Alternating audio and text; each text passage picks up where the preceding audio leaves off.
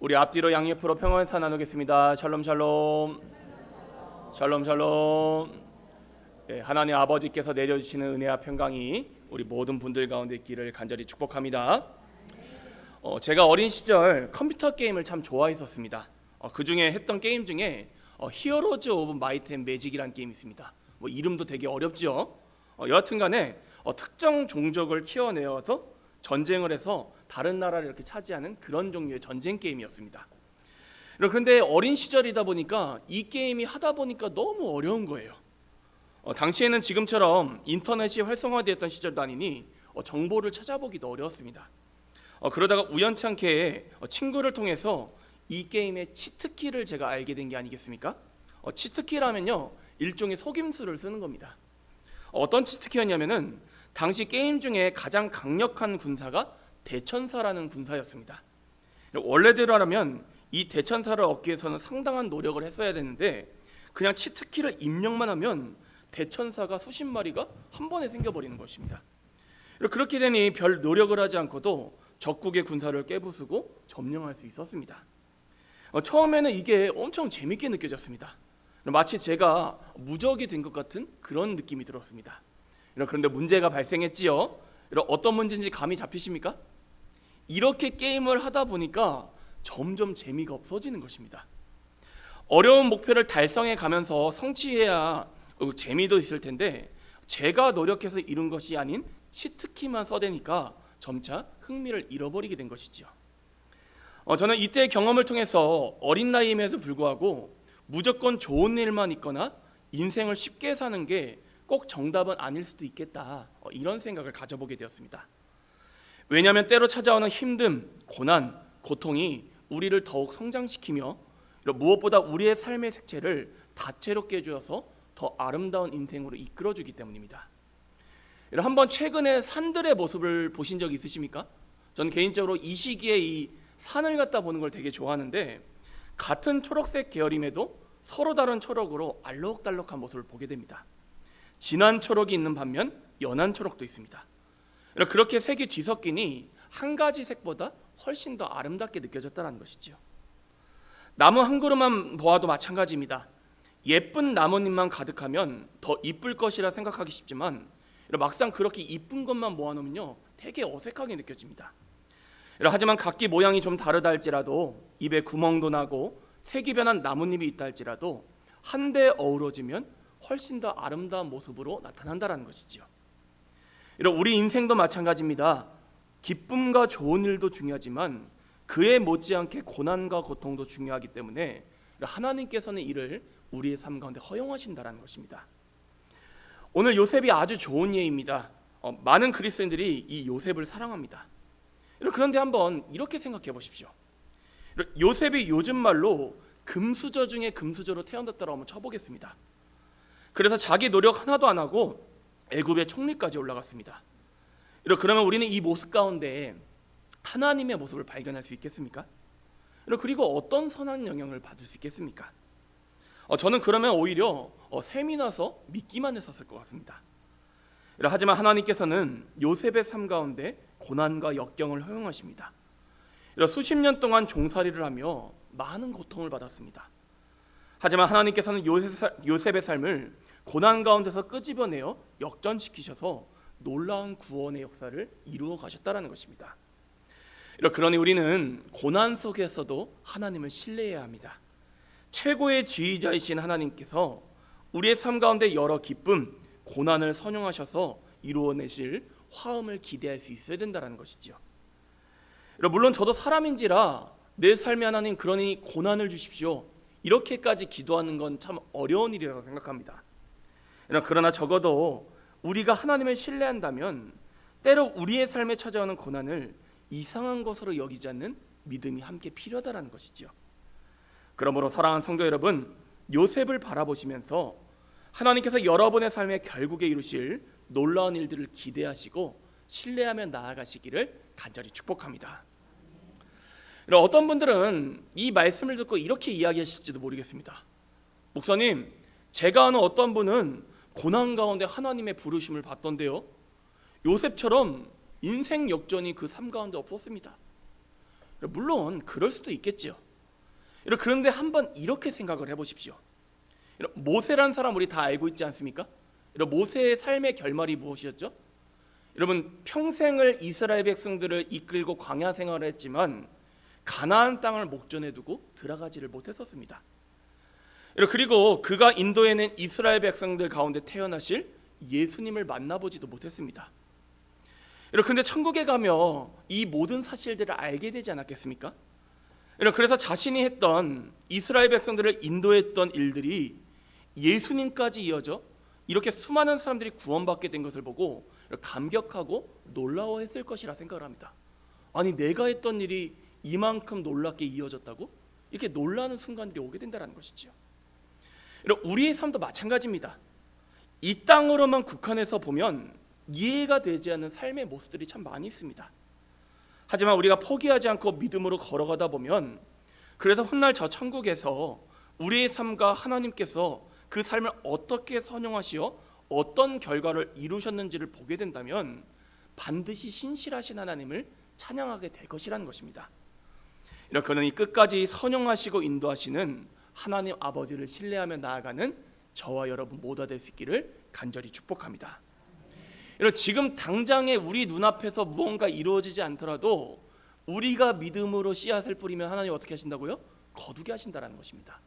그리고 이 모든 과정들을 우리가 어디서 보게 된다고요? 천국에서는 다 확인을 하게 된다는 것입니다. 그러니 꼭 기억하시고 다시 한 번 더 권면을 드립니다. 하나님을 신뢰하시기를 간절히 축복합니다.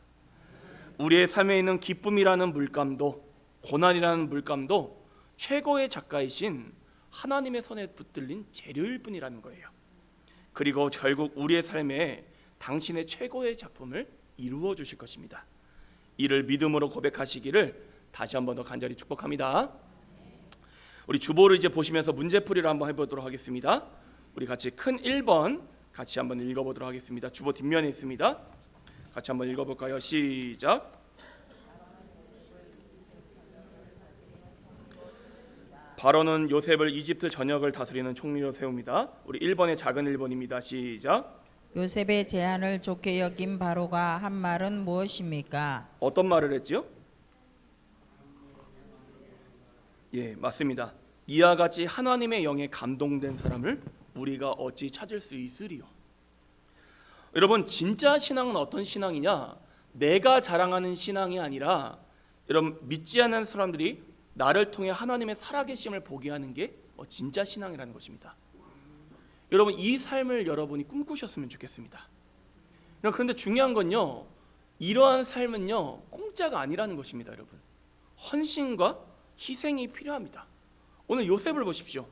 숱한 고난 속에서도 하나님 말씀대로 살아내렸다 옥살이까지 견딘 요셉의 몸부림이 있었기 때문에 이러한 살아계심이 드러났다는 것입니다.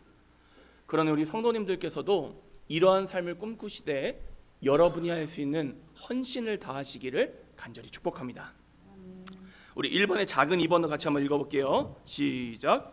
바로는 요셉을 총리로 세우며 그에게 무엇을 하사합니까? 뭘 하사하죠? 인장 반지를 빼어 요셉의 손에 끼우고 또 뭘 입힙니까? 세마포옷을 입히고 또요 금사슬을 목에 걸고 그 다음에 보면 수레까지 태우는 모습을 보게 됩니다. 그런데 이 장면이 되게 인상 깊은 게 순식간에 일어난 일들이라는 거예요. 지금 바로가 지금 어떤 일을 하고 있는 겁니까, 여러분? 참고로 바로가 왕이란 뜻입니다, 여러분. 예, 그러니까 바로 왕 하면은 왕 이러는 거예요. 바로라고 하시든지 그냥 이집트 왕이라고 하시든지 하면 됩니다. 인장 반지는 뭘 상징해요? 왕권과 소유권을 상징합니다. 그리고 이 세마포라는 이 옷감 많이 들어보셨죠? 성경 읽으시면서. 이제 성경에 보시면요, 아마라는 식물이 있다고 합니다. 여기서 만드는 고급 원단이에요. 우리로 치면 비단쯤 될까요? 그래서 아무나 입지 못하는 옷입니다. 그러니까 특별한 지위와 그 직분을 상징하는 그런 옷이었다라는 거예요. 지금 바로는요 요셉에게요 총리 즉위식을 즉석에서 해주고 있다라는 거예요. 저는 이 말씀을 보면서 참 신기하다. 어떻게 풀리려니까 이렇게 한 번에 다 풀리게 될까? 아니, 수십 년 옥살이했던 게 바로 직전까지의 상황이었는데 하나님께서 문제를 해결해 주시니까 한순간에 이렇게 풀리는 모습을 보며 아, 그렇다. 하나님이 정말로 우리의 주권자이시고 인생의 해답이시구나, 이 사실을 다시 한 번 더 깨닫게 됐다는 것입니다. 그러니 지금 여러 가지 삶의 문제를 겪고 계신 성도님들 계시다면 이 요셉의 모습을 바라보며 이 요셉에게 역사하신 하나님께서 누구의 하나님이세요? 나의 하나님이시다. 그러니까 하나님이 해결해 주시려면요, 정말 생각지도 않은 방법으로 우리의 삶의 문제를 해결해 주신다는 거예요. 그러니 끝까지 하나님께 소망을 두시기를 바랍니다. 그리고 저는 이 모습을 바라보면서 이제 뭐 바로가 하나님이라는 건 아니고요, 어떤 장면이 좀 떠올랐냐, 훗날 우리가 하나님의 심판대 앞에 섰을 때 받게 될 그 상, 그 영광스러운 모습이 떠오르게 되었습니다. 그러니 우리 성도님들 믿음의 경주를 끝까지 잘 완수하셔서 하나님께서 주실 상을 기대하며 달려가시기를 간절히 축복합니다. 우리 큰 2번 같이 한번 읽어보겠습니다. 시작. 요셉은 온 이집트의 총리가 됩니다. 작은 1번도 읽어볼게요. 시작. 요셉은 몇 세의 총리가 되었습니까? 몇 세의 총리가 되었죠? 30세. 와, 대단하지 않습니까? 근데 저는 제 삶을 돌아봐도 그렇고 주변을 봐도 그렇고 이른 나이에 위대한 성취를 하는 게 꼭 좋은 것만은 아니더라고요. 왜냐하면 그릇된 길로 가는 경우들을 제법 보았기 때문입니다. 그래서 하나님께서는요, 요셉을 지금 이 시기에 총리가 되게 하셔서 이렇게 이스라엘 민족들을 이끌어 가셔야겠는데, 그래서 요셉의 삶 가운데 미리서 안전장치를 두셨던 거예요. 무려 17세 어린 나이에 뭘로 팔렸습니까? 종으로 팔렸습니다. 그래서 13년간 종살이를 하게 하시며 그를 훈련시키셨다는 거예요. 하나님께서 쓰시고자 하시는 이들에게 이런 고난을 주시는 이유도 마찬가지입니다. 교만하여서 넘어지지 않게 하시기 위해서 하나님께서 미리서 고난을 주셔서 훈련을 하신다는 거예요. 저는 우리가 인생을 살아가면서 정말로 중요한 경험 중에 하나가 실패라고 생각합니다. 보통은 다 성공하기만을 원하잖아요. 그런데 저는 제 삶을 돌아보면요, 실패를 통해서 하나님을 더 깊게 배우게 된 것 같습니다. 성공을 하면요, 참 사람 마음이 희한하죠. 그렇게 교만해집니다. 하나님의 은혜라고 돌려야 되는데 그 생각이 먼저 드는 게 아니라 제 어깨가 으쓱거리게 되고 마치 나의 공인 것처럼 돌리게 된다는 거예요. 근데 하지만 그럴 때 하나님께서 어떻게 하세요? 한번 딱 만지시면요, 제가 쌓았던 그 모든 게 무슨 그 젠가 게임이라고 하십니까? 그 벽돌 쌓기, 그거 하듯이 순식간에 무너져 내리는 경험들을 하게 된 적이 있습니다. 그러면서 깨닫게 되었죠. 실패를 통해서 내가 하나님을 배우게 하시는구나. 그러니 우리 성도님들께서도 이 요셉의 성공만을 바라보지 마시고 그 이면에 있었던 하나님이 그에게 주셨던 고난과 실패, 그 가운데 시키셨던 그 훈련의 시간들을 늘 기억하시고, 여러분 우리 자신을 준비하는 데 더 전념하시고 하나님 앞에 겸손하게 엎드리는 저와 여러분 모두가 될 수 있기를 간절히 축복합니다. 일단 여러분, 첫째도 겸손이고 둘째도 겸손이고 셋째도 겸손입니다. 여러분, 자기 자신을 자천하시면 안 돼요. 여러분, 꼭 하나님이 인정해 주시고 다른 사람들이 인정하는 삶을 살아가시기를 간절히 축복합니다. 그러면요, 하나님의 때에 우리를 높여주십니다. 이 신앙의 원리를 살아내시기를 다시 한 번 더 축복합니다. 작은 2번 같이 한번 읽어볼까요? 시작. 요셉은 두 아들의 이름에 각각 어떤 고백을 담았습니까? 자, 첫 번째 아들의 이름이 뭐였죠? 므낫세입니다.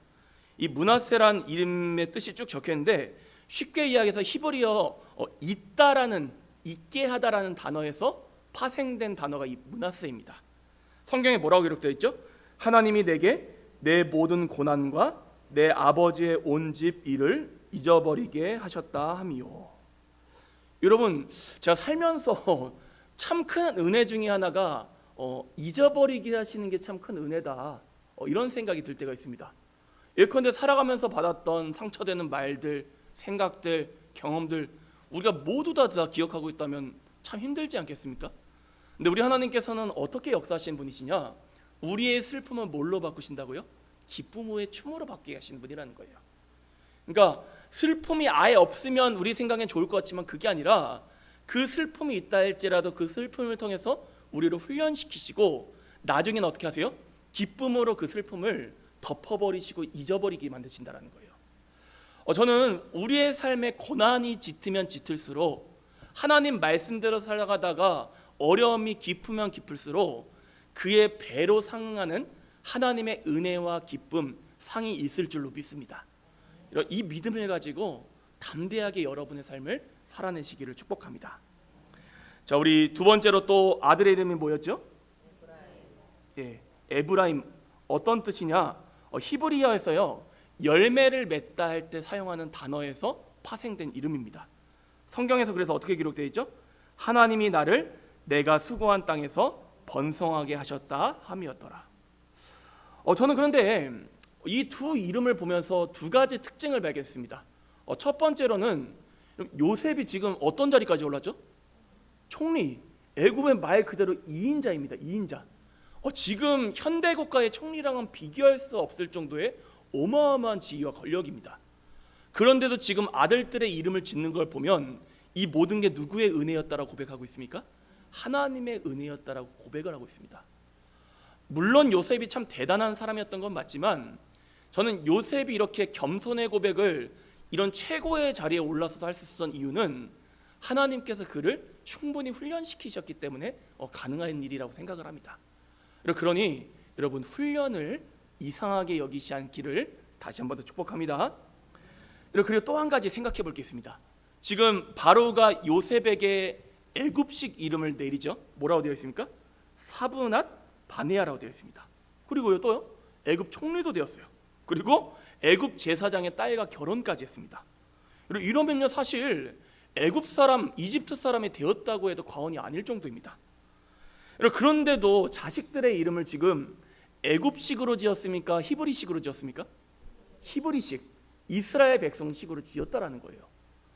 저는 이 모습을 바라보면서 요셉이 여전히 아브라함에게 주셨던 그 내려오는 언약의 말씀을 붙들고 있었구나, 하나님을 의지하고 있었구나, 자신의 정체성을 잊지 않았다는 것을 다시 한 번 더 깨닫게 되었다는 것입니다. 여러분, 우리도 마찬가지입니다. 우리도 세상 가운데 더불어 살아가지요. 하지만 여러분, 그 가운데 늘 잊지 마시기를 바랍니다. 여러분 누구의 자녀라고요? 하나님의 자녀입니다. 그리고 우리는 어느 나라 백성입니까? 천국 백성이라는 거예요. 여러분, 이 땅은 우리가 영원히 머물 곳이 아닙니다. 여러분, 이걸 꼭 기억하시고 우리의 이 정체성을 믿음으로 늘 고백하며 나아가시기를 간절히 축복합니다. 우리 큰 3번 같이 한번 읽어보겠습니다. 시작. 굶주림에 지친 이집트와 모든 나라 백성은 누구에게로 나옵니까? 자, 누구에게로 나오죠? 요셉에게 나오죠. 여러분, 하나님께서 얼마나 이 요셉을 지금 영광스럽게 사용하고 계십니까? 그리고 철두철미하게 그의 삶을 하나님의 계획대로 선하게 인도하셨다라는 거예요. 그러니까 여러분, 저는 이 요셉을 바라보면서 요셉 부럽다 이렇게 생각하지 마시고 앞서 이야기했던 대로 이 요셉의 하나님이 누구의 하나님이시라고요? 나의 하나님이시다. 이 믿음으로 승리하시기를 간절히 축복합니다. 그리고 이제 한 가지 여기서 더 생각해 봐야 될 게, 이 일을 통해서 결국 어떤 일들이 일어나죠? 나중에 야곱과 그의 모든 형제 가족들이 다시 애굽에서 제외를 하게 되고, 이 가운데 이스라엘 민족이 커지게 되었고 성장하여서 결국 출애굽하여서 약속의 땅 가나안 땅까지 나아가게 됩니다. 그러니까 지금 요셉의 이러한 지위, 성공, 이것은 요셉 개인만을 위한 것입니까? 아니면 하나님의 계획을 위한 것입니까? 저는 여러분의 삶도 그런 관점으로 바라보시기를 바랍니다. 여러분의 삶이 무언가 잘 풀린다? 내가 돈도 많이 벌게 되고 내 지위도 올라가게 된다? 그때마다 늘 생각하셔야 될 게 바로 이거라는 거예요. 한번 따라오겠습니다. 하나님께서 왜 내게 이것을 허락하셨을까? 여러분, 이걸 늘 생각해 보셔야 된다는 거예요. 예컨대 우리 신명교회 부흥하면 너무 좋지요. 근데 왜 이 일들을 우리 가운데 허락하셨을까? 이걸 생각해 보고 그 부르심에 합당한 우리가 헌신을 해야 된다는 것입니다. 여러분, 모든 것은 하나님께로부터 왔습니다. 내 것이라 주장할 수 있는 게 없습니다. 여러분, 이걸 꼭 기억하시고 여러분이 가진 모든 것으로 여러분 삶을 통해서 하나님께 영광 돌리시기를 간절히 축복합니다. 우리 3번 같이 한번 읽어보겠습니다. 시작. 말씀에서 하나님은 어떤 분이십니까? 어떤 분이시죠? 발견하신 하나님을 나눠주시면 감사하겠습니다.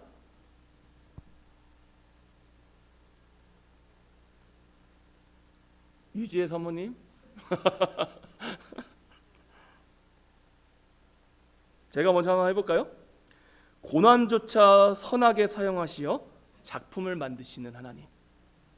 우리는 하나님의 작품입니다, 여러분. 이걸 꼭 기억하시기 바랍니다.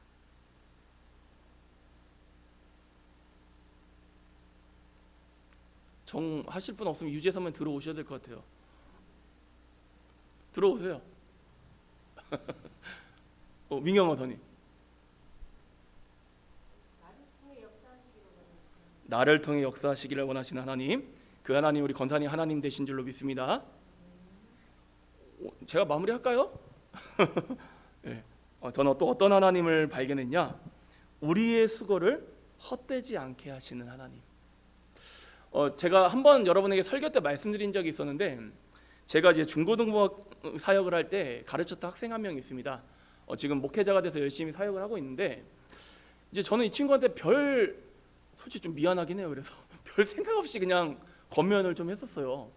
근데 나중에 제가 이 교회에서 사역을 한 2년 정도 하고 옮기게 되었었는데, 이 친구가 신학교를 간 겁니다. 저는 몰랐어요.